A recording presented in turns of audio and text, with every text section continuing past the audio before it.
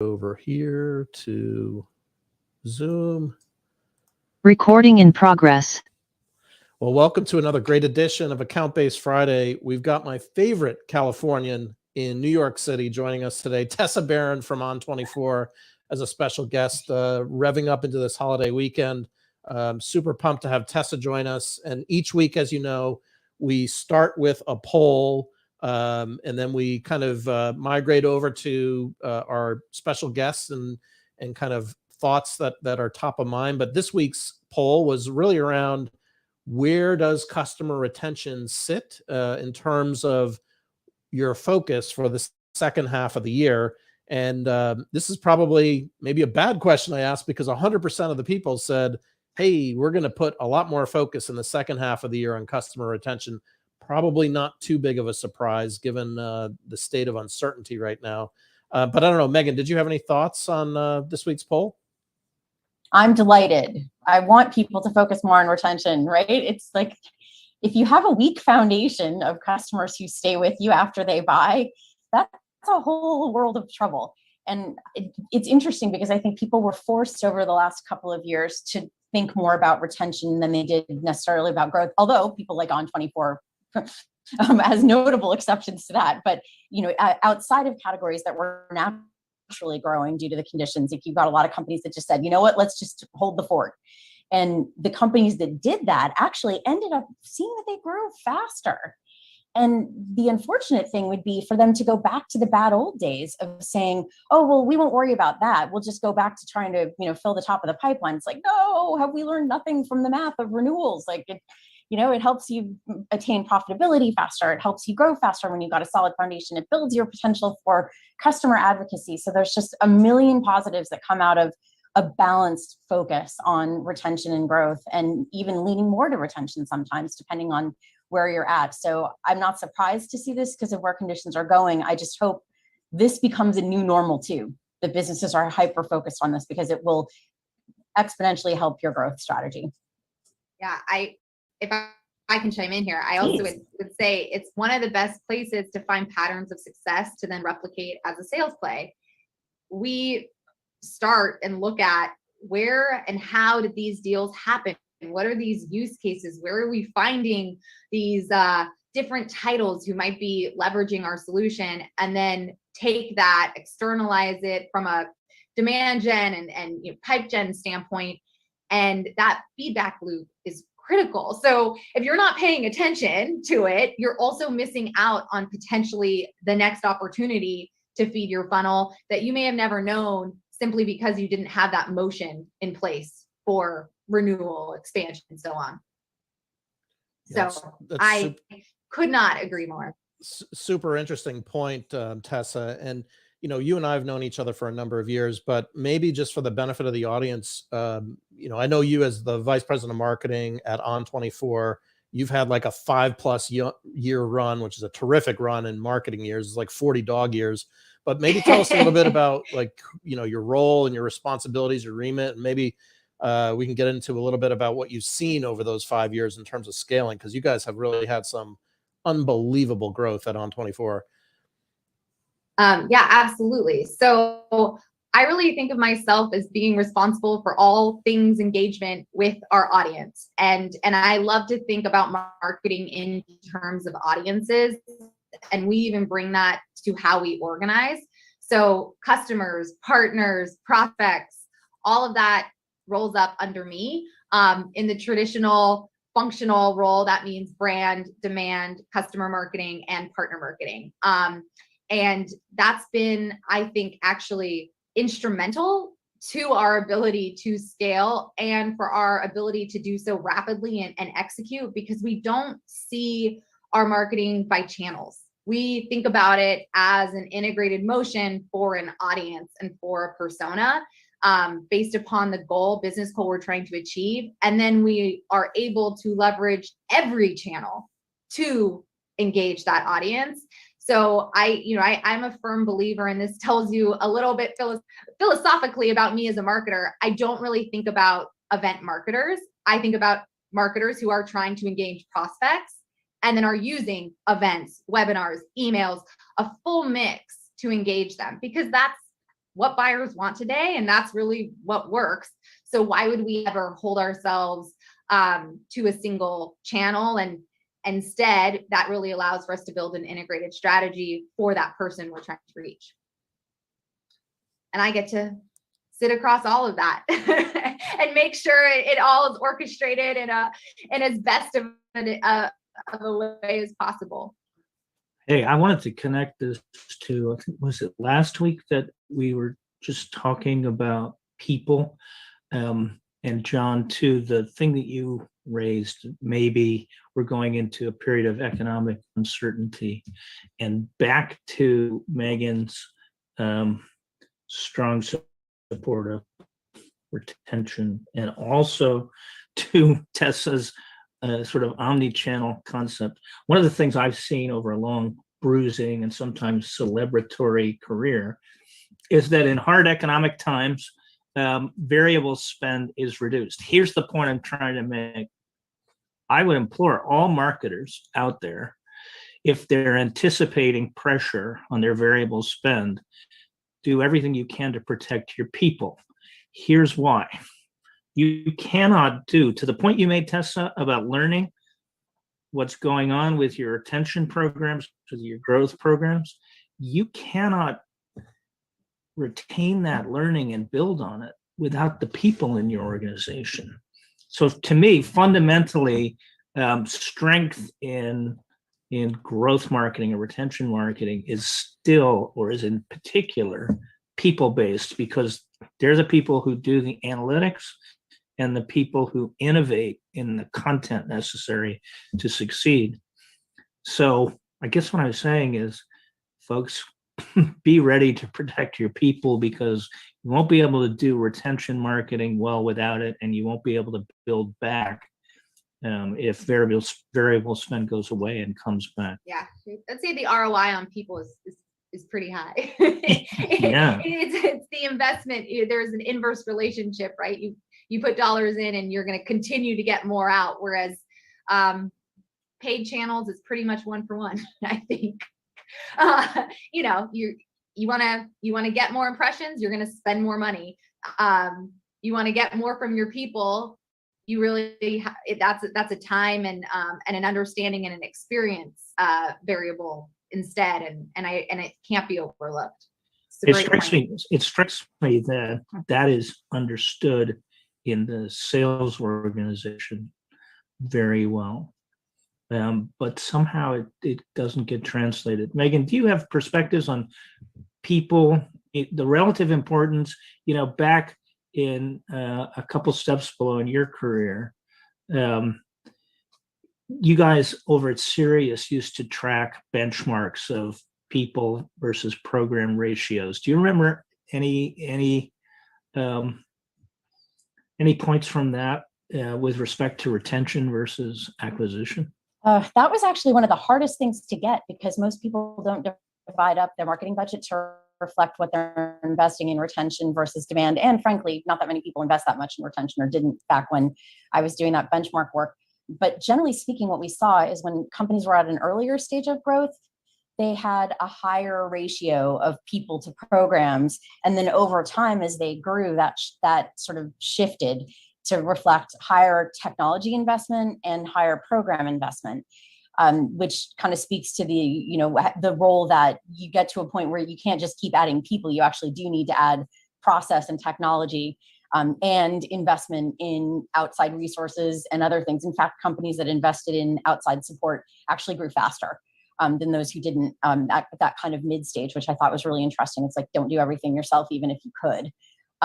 Anyhow, that said, Tessa, one of the things you were talking about that I think this speaks to is the fact that part of what you need to consider as a marketing leader in a high growth organization is, not just throwing money at programs, but also really thinking about how do you help your people on that scale journey.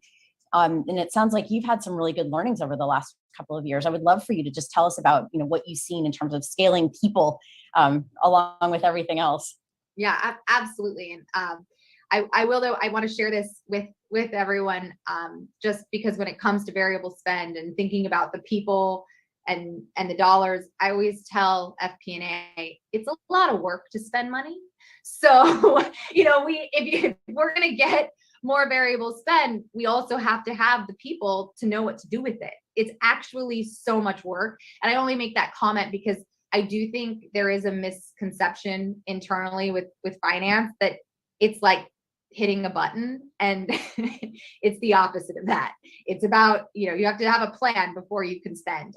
So anyway, I wanted to share that that learning that with everyone as they're likely having budget conversations. And then when it comes to the org, we've had an evolution as a team. And like I mentioned, it really was first about thinking philosophically, what do we believe in our marketing? What do we want to put first? When you think about the hierarchy of going to market, what drives your execution? And for us, it really is persona-based marketing. That is not a revolution. I am sure 99% of you out there would agree.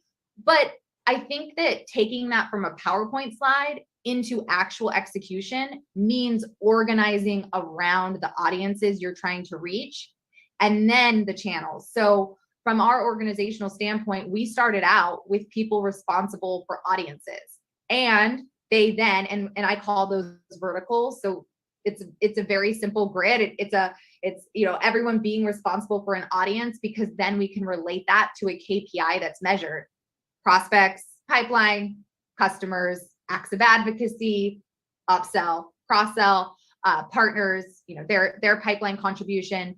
And then as we've matured, we added horizontal layers of channel specialists.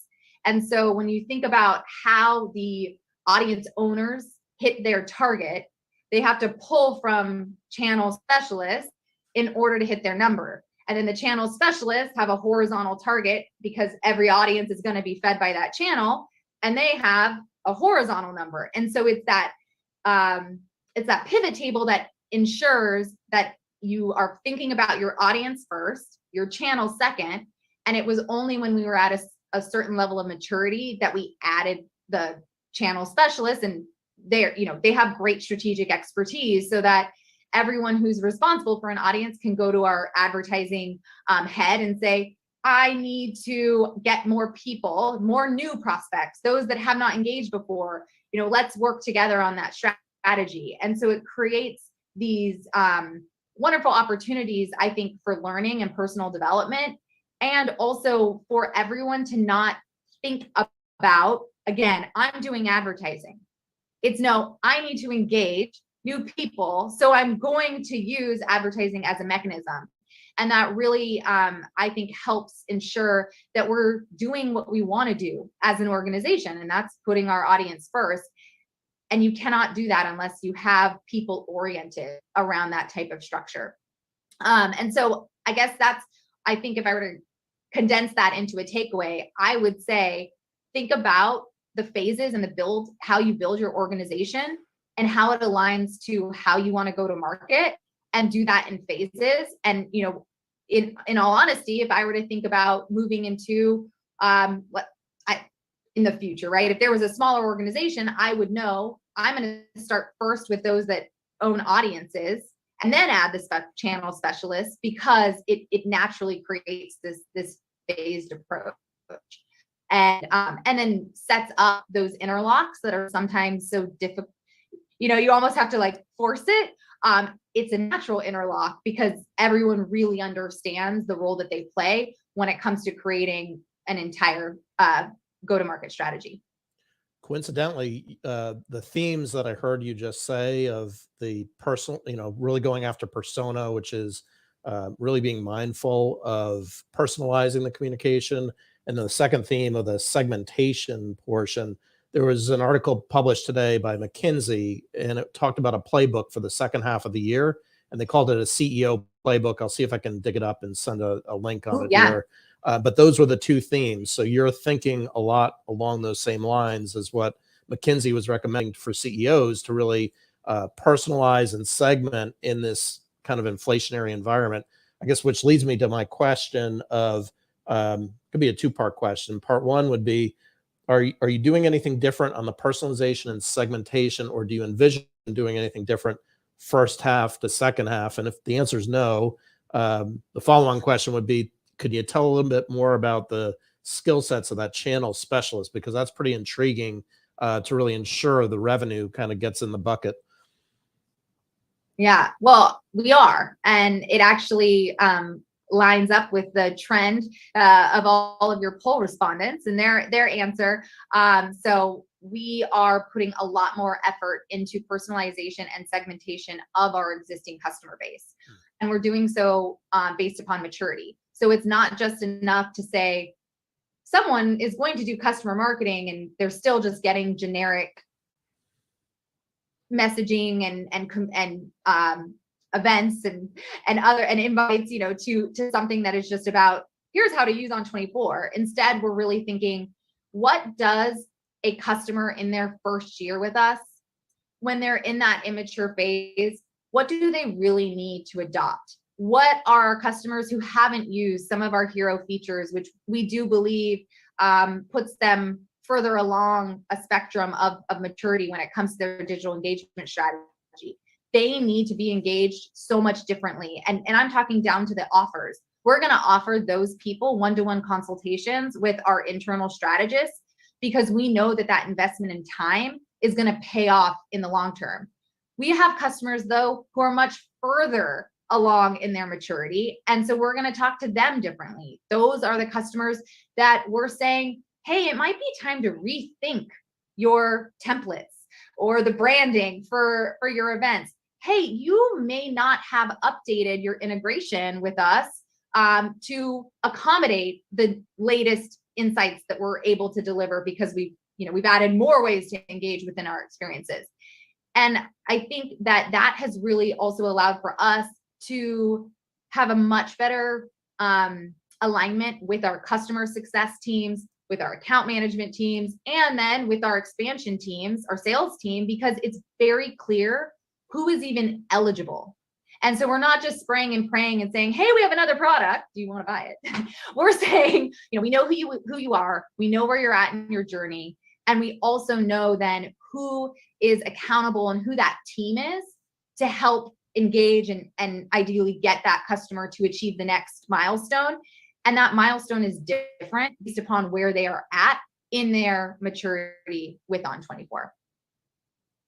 So that's an initiative that I actually, in a few hours, will be meeting with our CEO on, and I think it's really exciting, and it speaks to, I think, where we're at today and the importance of our customers. It's critical, and it honestly is where we go to not just see patterns of success for sales plays, but to inspire the innovation of our products. It's firsthand. We see them do very cool things, and then we think, how can we make it even easier to execute?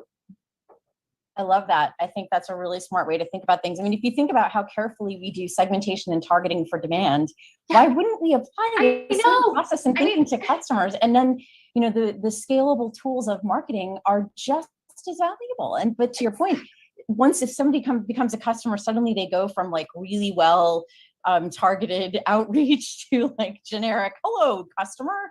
Like, if that's no good. And I think also your point is well taken of having the visibility into where that customer is on their journey with you and knowing the behaviors that lead to a positive outcome for them. So important, so overlooked in so many places.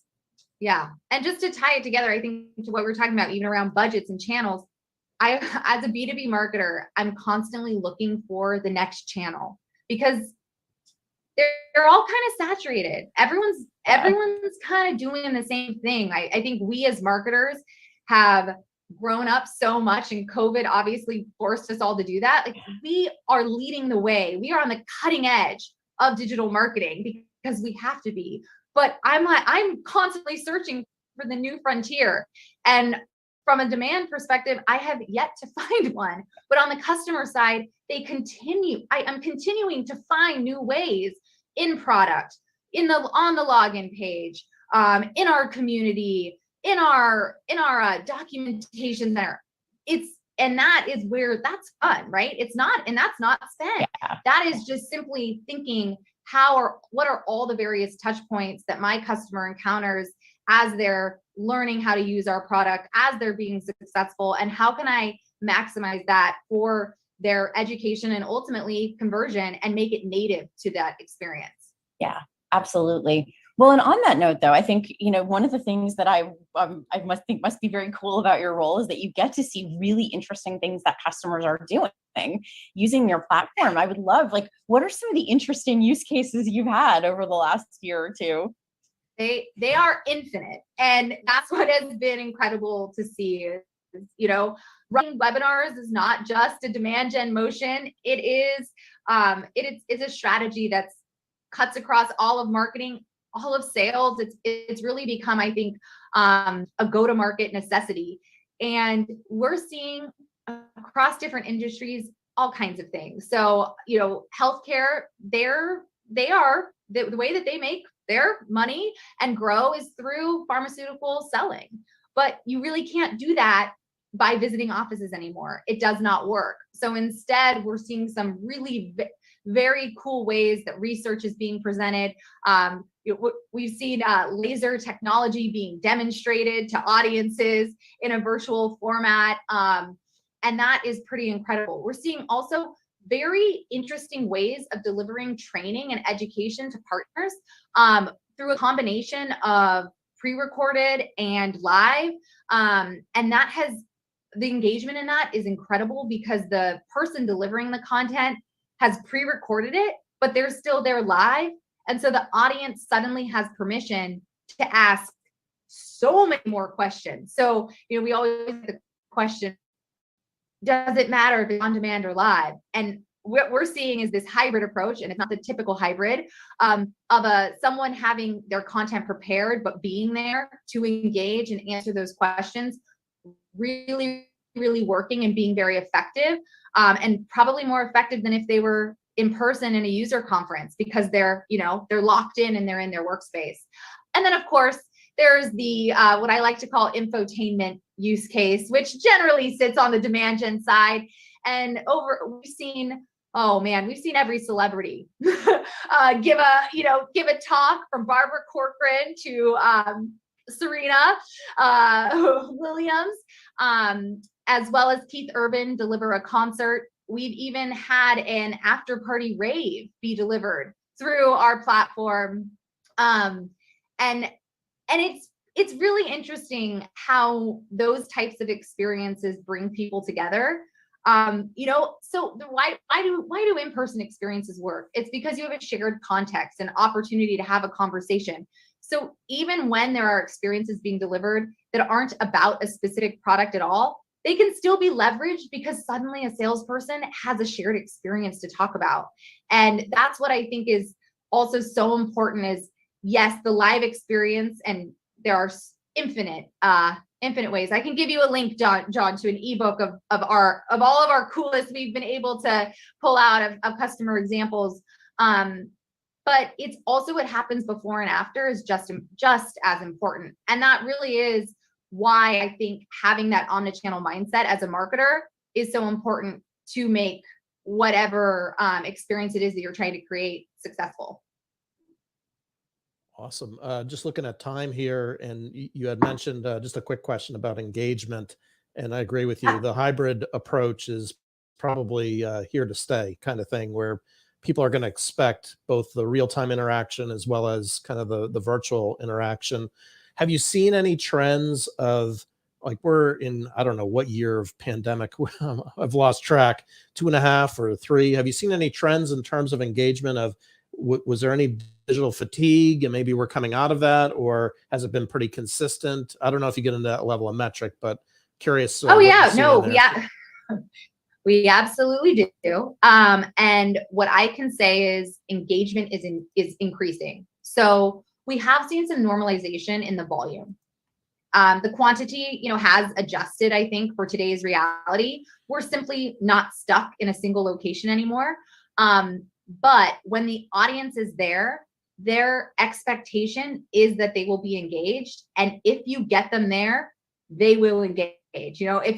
So that audience is captive. And we've seen the engagement rate per experience, per attendee increase dramatically.